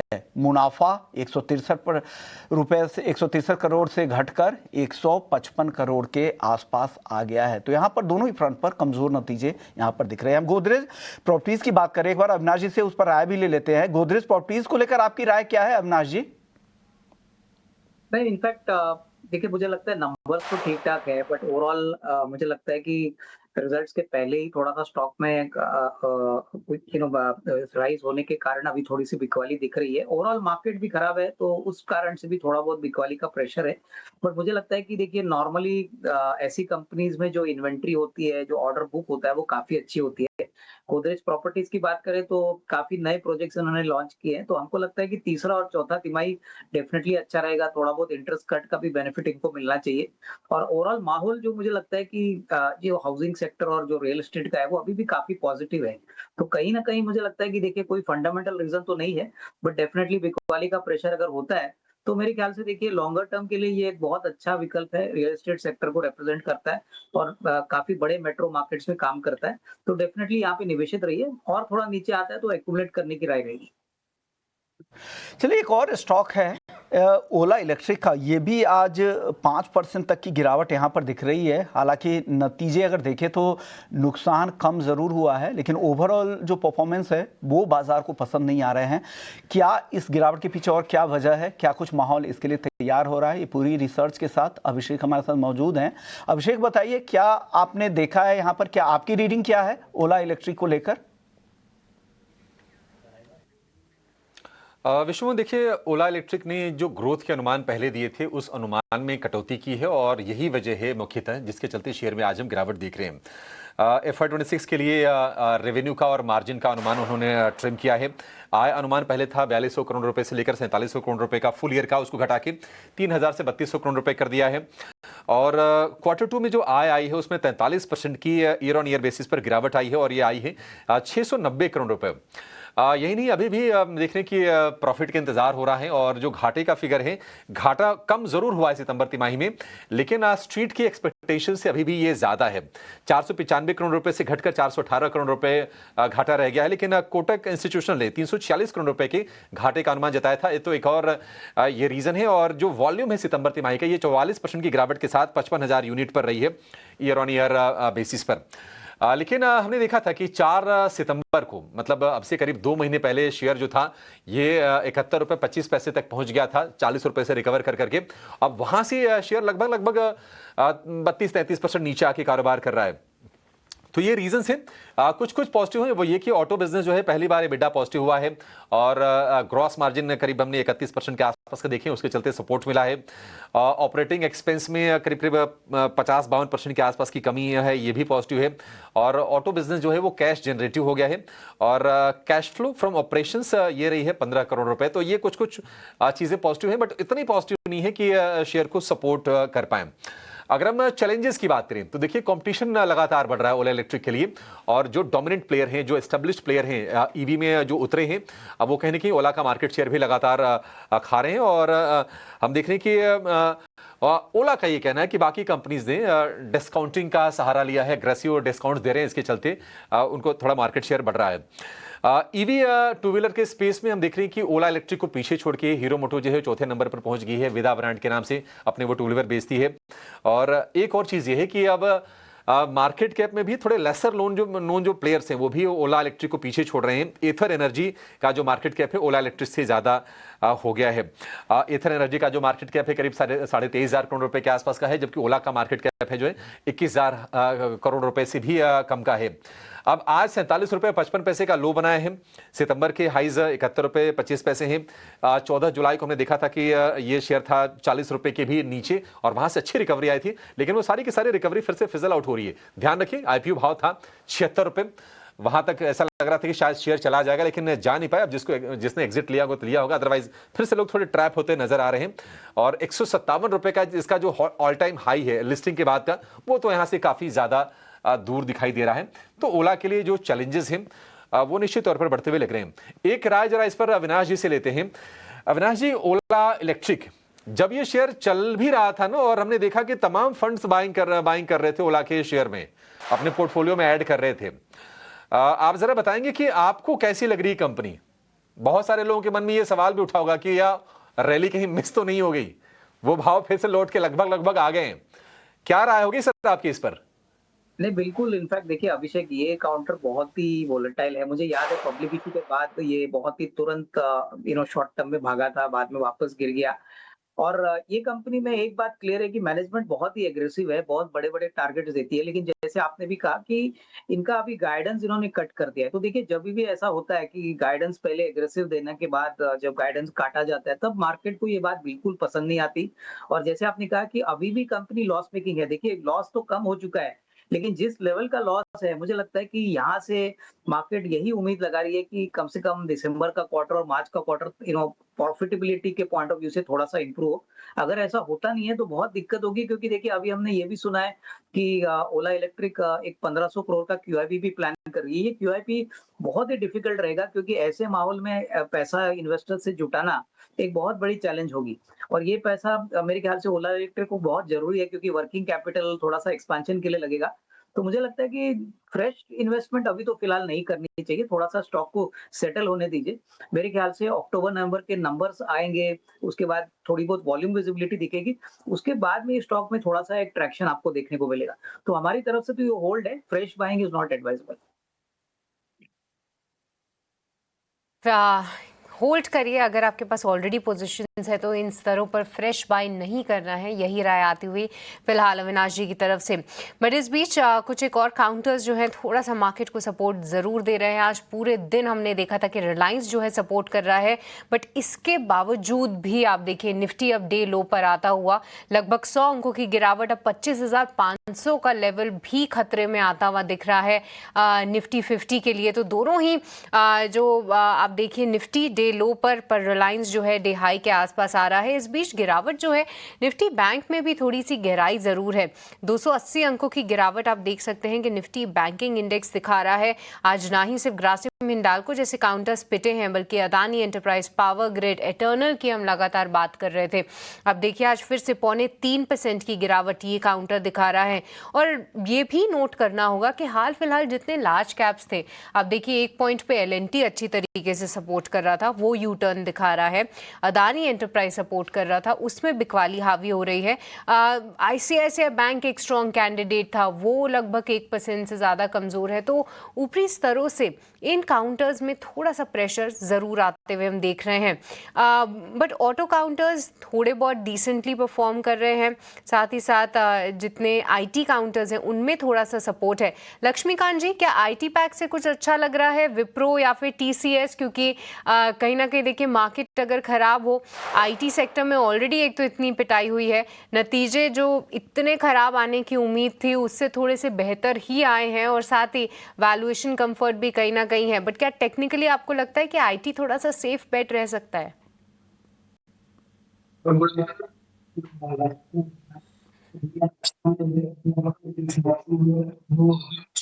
लक्ष्मीकांत जी, शायद हम एक बार फिर से आपसे कनेक्ट करने की कोशिश करते हैं, थोड़े से वहाँ पे ऑडियो के इश्यूज हैं। पर चलिए, हमारे साथ अब आनंद शुक्ला भी मौजूद हैं।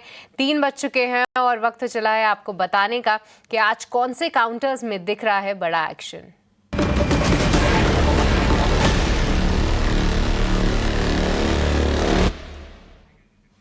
मार्केट एट 3 बताने के लिए आनंद शुक्ला हमारे साथ मौजूद हैं। आनंद, बताइए कहां पर देख रहे हैं आप एक्शन? जी हाँ सृष्टि, अभी तक के बाजार की तरफ देखें तो बाजार में आज गिरावट देखने को मिल रही है। और सेक्टर की बात करें तो मेटल सेक्टर में लगातार दूसरे कारोबारी दिन गिरावट देखने को मिल रही है। हिंडाल्को का शेयर देखिए, हिंद कॉपर, टाटा स्टील, जीएमडीसी, इन सभी शेयरों में 2 से 5% की गिरावट आज देखने को मिल रही है।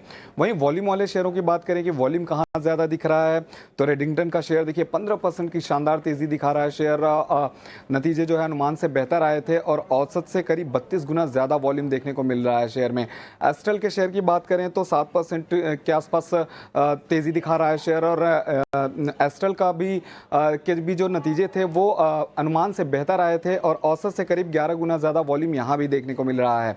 वहीं इंडिगो यानी कि इंटरग्लोब एविएशन की बात करें तो जो नतीजे थे वो थोड़े कमज़ोर थे लेकिन आय में बढ़ोतरी देखने को मिली थी। आज शेयर हरे निशान में कारोबार करता नजर आ रहा है और औसत से 10 गुना ज़्यादा वॉल्यूम यहाँ भी देखने को मिल रहा है। कई सारी कंपनियों के नतीजे आ रहे हैं, उनकी बात करें तो अजमेरा रियल्टी के नतीजे आए हैं। जो मुनाफा है वो घटा है, करीब 35 करोड़ से घटकर अब 30 करोड़ पर आ गया ईयर ऑन ईयर बेसिस पे। वहीं एबिडा मार्जिन की बात करें तो एबिडा मार्जिन भी 32.5% से घटकर अब 30% पर आ गया है ईयर ऑन ईयर बेसिस पे, जिसके चलते शेयर आज करीब 3.5% की कमजोरी पर कारोबार करता नजर आ रहा है। यूपीएल के नतीजों की बात करें तो कंपनी पहले घाटे में थी लेकिन अब मुनाफे में आ गई है। 443 करोड़ के घाटे के मुकाबले अब 553 करोड़ का मुनाफा दर्ज किया है कंपनी ने ईयर ऑन ईयर बेसिस पे। साथ ही साथ आय की बात करें तो 11,000 करोड़ से बढ़कर अब 12,000 करोड़ के पार पहुंच गया है आय भी। और एबिडा की बात करें तो एबिडा में भी हल्की सी बढ़ोतरी देखने को मिली है, जिसके चलते शेयर में आज करीब 1.5 से 2% की तेजी देखने को मिल रही है। अंत में ब्रोकरेज रिपोर्ट की बात करेंगे तो पेटीएम पर नुवामा की ब्रोकरेज रिपोर्ट आई है। खरीदारी की राय दी थी और खरीदारी की राय बरकरार रखी है। जो लक्ष्य है उसे बढ़ाया है, लक्ष्य 1215 से बढ़ाकर अब 1500 कर दिया है कि यानी काफ़ी ज़्यादा लक्ष्य में बढ़ोतरी की है। जो सितंबर तिमाही के कंपनी के नतीजे थे वो भी काफ़ी बेहतर आए थे, जिसके चलते आज शेयर में 4 से 5% की तेज़ी देखने को मिल रही है। तो 3 बजे तक ये सारे बड़े काउंटर्स थे जहाँ पे एक्शन देखने को आज मिल रहा है। ऑलराइट, बहुत बहुत शुक्रिया आनंद, ये पूरी लिस्ट हमारे सामने रखने के लिए। तो ढेर सारे स्टॉक्स हैं जहां पर आप देख रहे हैं फिलहाल एक्शन। बट लक्ष्मीकांत जी हमारे साथ फिर से एक बार मौजूद हैं। लक्ष्मीकांत जी, आपसे समझना चाहेंगे कि बताइए आपके रेडार पे कौन से काउंटर्स हैं। आज एक्शन तो भरपूर है, हालांकि इंडेक्स में थोड़ी सी गिरावट ज़रूर है, लगभग 100 अंकों की गिरावट है। 25,500 भी जो है निफ्टी 50 तोड़ता हुआ नजर आ रहा है। बट स्टॉक स्पेसिफिक आपकी कहां पर है calls? Good afternoon Srishti ji, उम्मीद करता हूँ मेरी आवाज आप तक पहुंच रही होगी इस बार। जी जी जी। भले ही मार्केट में गिरावट है, मुझे लगता है कि 25,450 का सपोर्ट भी नजर आ रहा है, तो मुझे लगता है कि वहां पर एक हमें पुल बैक मूव देखने को मिल सकता है। इसलिए हमने दोनों ही बाय साइड के रिकमेंडेशन प्रेफर किए हैं। सबसे पहला हमारा जो रिकमेंडेशन है वो है डाबर।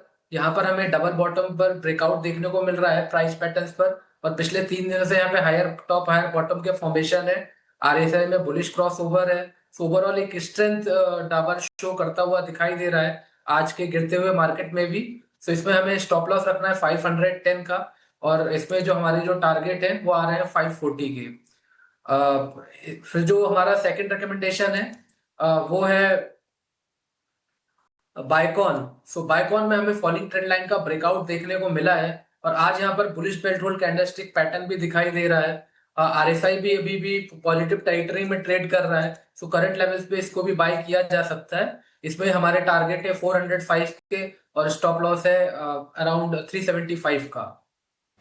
ऑलराइट, तो चलिए ये 2 कॉल्स आती हुई लक्ष्मीकांत जी की तरफ से। देखिए थोड़े से सेफ बेट बायकॉन, यहाँ पर मार्केट में गिरावट में आईटी, फार्मा, कंजम्पशन, ये कुछ काउंटर्स डिफेंसिव माने जाते हैं। देखते हैं किस तरीके से एक्शन होता है। 405 के टारगेट्स वो देख रहे हैं।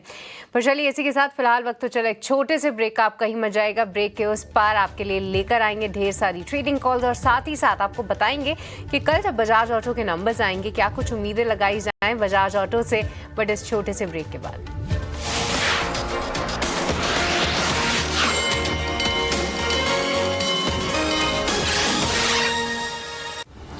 In association with ब्रेक के बाद आपका स्वागत है और आप देख रहे हैं क्लोजिंग कॉल्स। बाजार अब दिन के निचले स्तरों पर आ चुका है। करीब 100 अंकों की गिरावट निफ्टी में दिख रही है। 25,500 के आसपास है।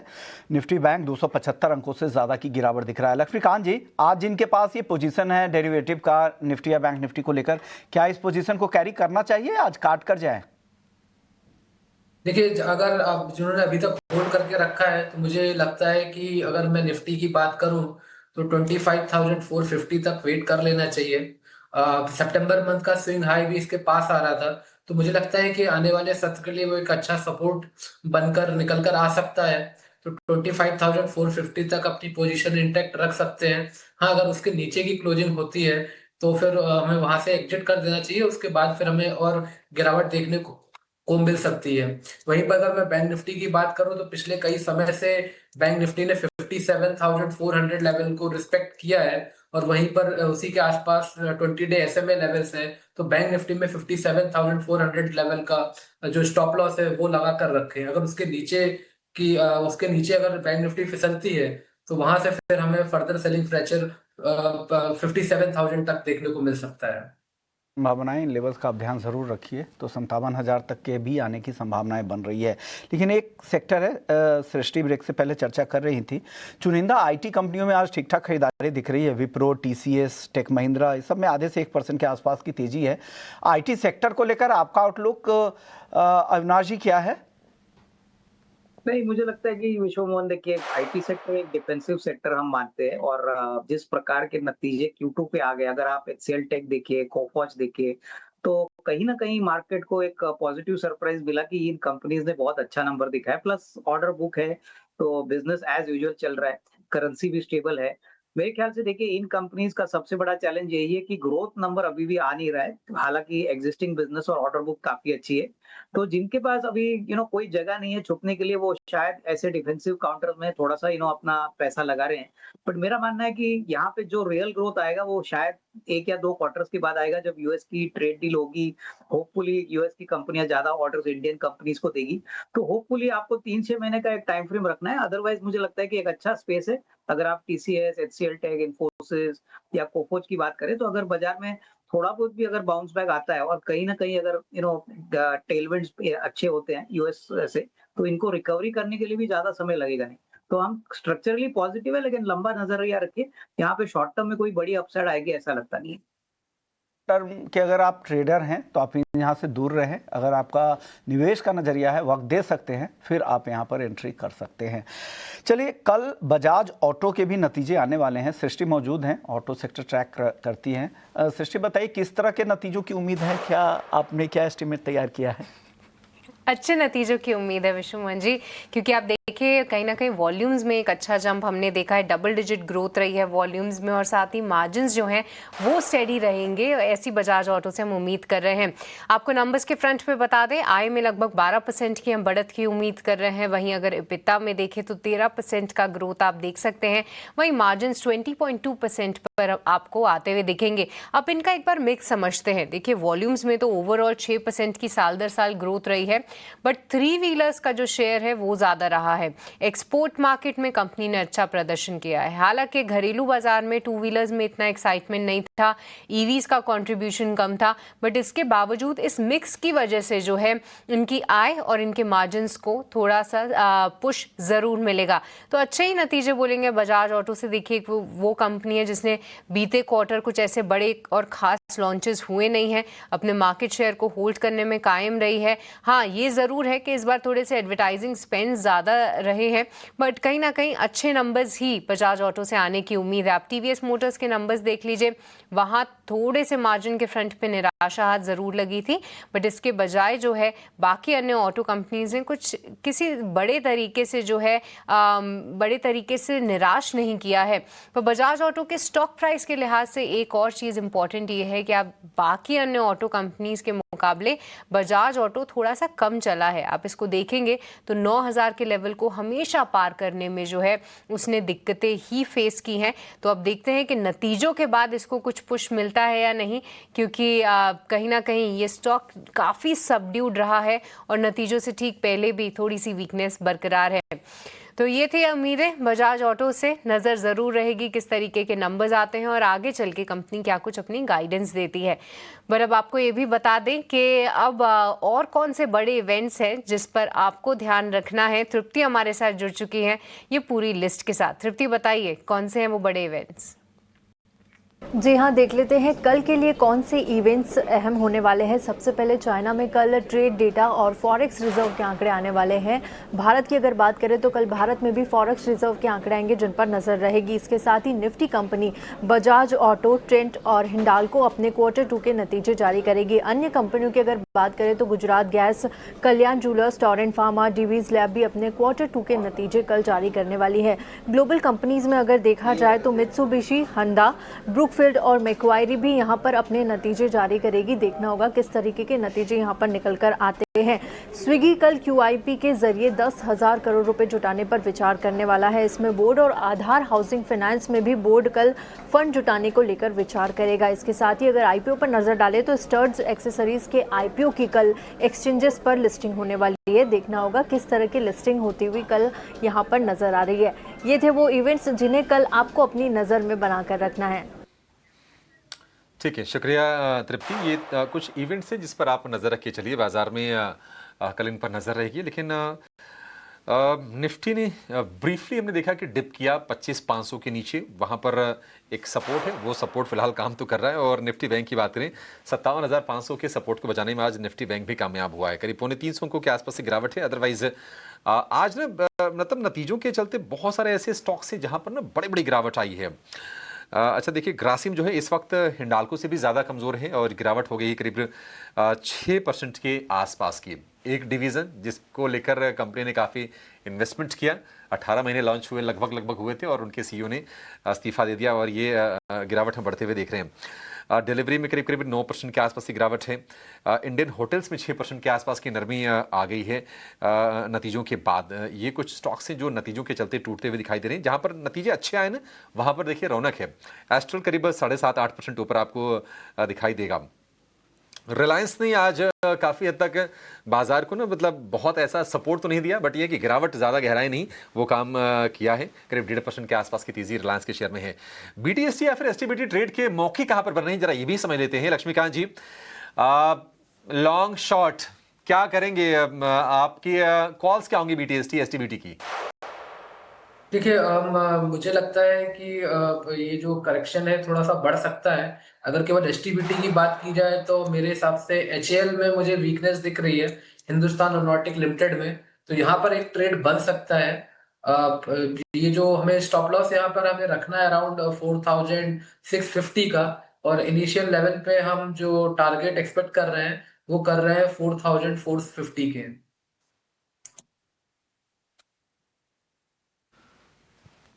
ठीक है, ये राय हो गई आपके लिए स्टॉक्स पर। एक बार जरा लक्ष्मीकांत जी फिर से स्टॉक का नाम बताएंगे आप और टारगेट और स्टॉप लॉस रिपीट करेंगे। मैं HAL की बात कर रहा था, हिंदुस्तान एरोनॉटिकल लिमिटेड। सो यहाँ पर मुझे HAL, तो यहाँ पर मुझे वीकनेस लग रही है इस स्टॉक में। तो यहाँ पर जो हमारा स्टॉप लॉस है वो रखना है 4,650 का, और जो टारगेट हम एक्सपेक्ट कर रहे हैं 4,450 के कर रहे हैं। ठीक है, 4,650 का स्टॉप लॉस होगा और 4,450 का टारगेट होगा। हिंदुस्तान एरोनॉटिक्स यानी कि HAL, इसको आप बेच के चलिए। इसमें आपके लिए शॉर्ट के रिकमेंडेशन है। बाजार में आज हम देख रहे हैं कि अच्छा NSE 500 का जो टॉप गेनर है वो है रेडिंगटन, करीब 16% ऊपर, डे हाई के आसपास ये क्लोजिंग देने की तैयारी में है। अविनाश जी, एक राय आपसे जानना चाहेंगे कि रेडिंगटन लगातार हम देख रहे थे कि गिरावट का शिकार हो रहा था और अब ना सिर्फ गिरावट पर ब्रेक लगी है बल्कि इतनी बड़ी तेजी 16% एक दिन में चल गया शेयर। ये आपको लगता है कि जो नरमी का दौर था वो पीछे छूट गया और अब शेयर यहां से अच्छी रफ्तार दिखाएगा? नहीं, मेरे ख्याल से देखिए रेडिंगटन का सबसे बड़ा बेनिफिट है कि उनका जो मार्केटिंग नेटवर्क है, ज्यादातर आईफोन इनके नेटवर्क से बेचा जाता है। अभी ये क्लाउड का जो प्रोडक्ट है वो मेरे ख्याल से वही नेटवर्क से बेच रहे हैं। तो देखिए डेफिनेटली आई थिंक मार्केट का नजरिया बदला है। आई थिंक कई क्वार्टर्स पहले ये स्टॉक काफी अंडर परफॉर्म कर रहा था, लेकिन सबसे बड़ी बात कंपनी के पास अच्छी बैलेंस शीट है, एमएनसी कंपनी है, अच्छा डिविडेंड देती है।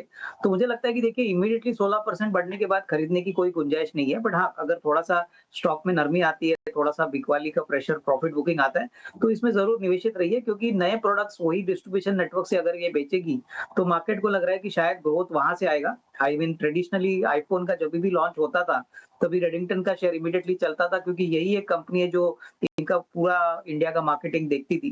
तो डेफिनेटली लॉन्ग टर्म अच्छा है, बट आई मीन नंबर्स को मेरे ख्याल से एक बार देखने के बाद ही हम फ्रेश रिव्यू लेंगे, बट जिनके पास है वो होल्ड करें। जिनके पास है अब तो होल्ड ही कीजिए, अब तो 16% ऊपर एक ही सत्र में आ गया है शेयर ये। इटर्नल पर एक व्यू आपसे चाहिए लक्ष्मीकांत जी। इटर्नल जिन्होंने शॉर्ट किया हो, क्या अपनी शॉर्ट की पोजीशन में वो बने रहे? क्योंकि जो हाईस थे इसके 370 रुपए के आसपास से, वहां से करीब 16-17% ये नीचे आ गया है, 300 रुपए के मुहाने पर खड़ा है ये। जी हाँ, जिन्हें शॉर्ट किया है उनको बने रहना चाहिए।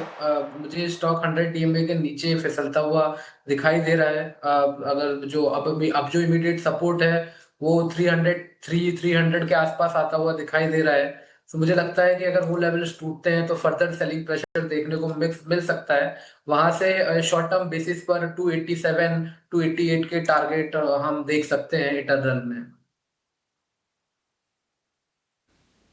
इटर्नल आज वॉल्यूम बड़ा जबरदस्त है इटर्नल के शेयर में, करीब 4.5 करोड़ शेयरों के सौदे हुए हैं इटर्नल में। लेकिन यह है कि हाँ, इसकी जो कमजोरी है वो छट नहीं रही है। वैल्यूएशंस को लेकर देखिए अक्सर चिंताएं होती हैं इटर्नल में, और मतलब निफ्टी में अगर आप देखेंगे तो शायद सबसे महंगा स्टॉक इटर्नल ही होगा। 305 रुपए का भाव हो गया है गिर के इसका।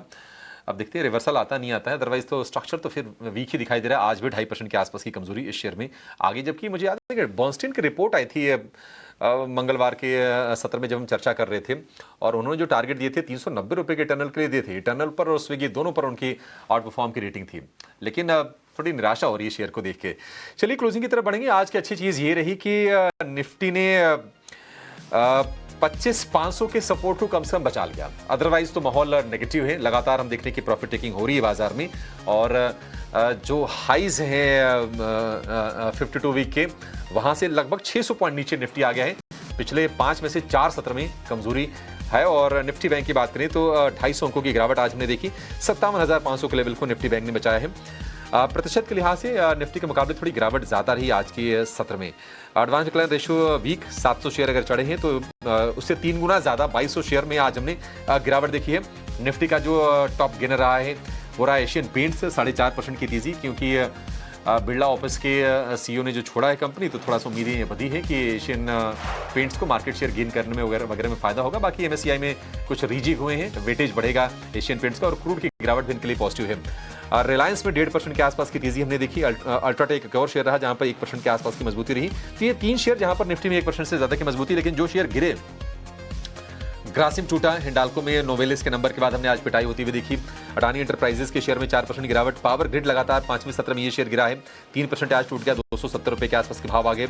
इटर्नल आयशर में भी आज हमने गिरावट देखी है। और वायदा का सबसे ज्यादा गिरने वाला जो शेयर रहा वो रहा डिलीवरी। नतीजों के बाद 10% ये शेयर टूट गया है। और इंडियन होटल्स में करीब 6% के आसपास की गिरावट हमने आज के सत्र में देखी है। जो शेयर चले, एस्ट्रल में तेजी रही 7% की, पेटीएम 4% चला, मणप्पुरम फाइनेंस में 3% की तेजी रही, और ब्रिटानिया में भी 2% के आसपास की मजबूती रही है। कुछ चुनिंदा शेयर रहे जहां पर आज तेजी का एक्शन हमने वायदा में अच्छा देखा है। चलिए इसी के साथ इस शो को यहीं पर समाप्त करने का समय भी हो गया है। और कमजोर थोड़ी से आज से हमारे संवाददाता